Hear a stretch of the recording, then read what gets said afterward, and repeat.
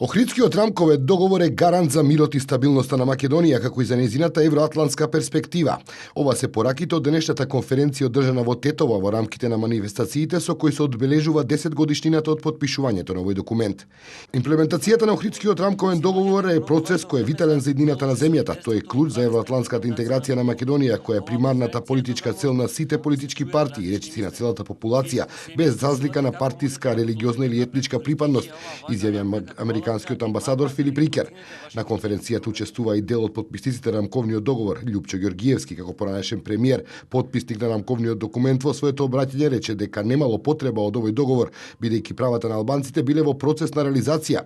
Поголемиот дел од рамковниот договор е имплементиран и поради тоа сите нови барања што во идни неба и произлегле не треба да се поврзуваат со овој документ, изјави Ѓоргиевски. На конференцијата говореше и Бранко Црвенковски, исто така еден од потписниците на договорот. Тој смета дека без целосна интеграција на земјата во ЕУ и НАТО може да дојде до загрозување на меѓуетничките односи, а не и исклучено и загрозување на веќе постигнатите придобивки од Охридскиот рамковен договор.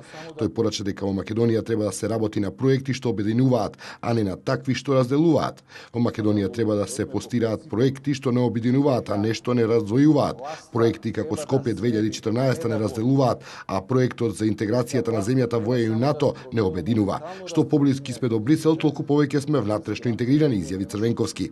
На конференцијата учествуваше и поранешниот лидер на ОНА Али Ахмети. Како тогашен лидер на ОНА посочи дека оваа организација имала конкретни барања, чија цел биле обезбедување рамноправност на сите граѓани во државата.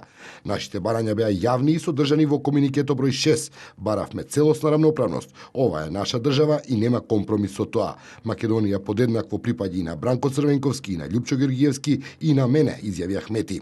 На конференцијата не учествуваа представници на ДП и ПДП, чии лидери во 2001 година ги ставија своите потписи на рамковниот договор со кој се оконча војниот конфликт во Македонија во 2001 година.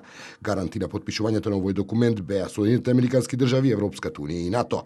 Целосната имплементација на обврските предвидени со овој документ се клучен услов за интеграцијата на Македонија во евроатлантските институции. Боријан Јовановски за Гласот на Америка на македонски јазик, Скопје.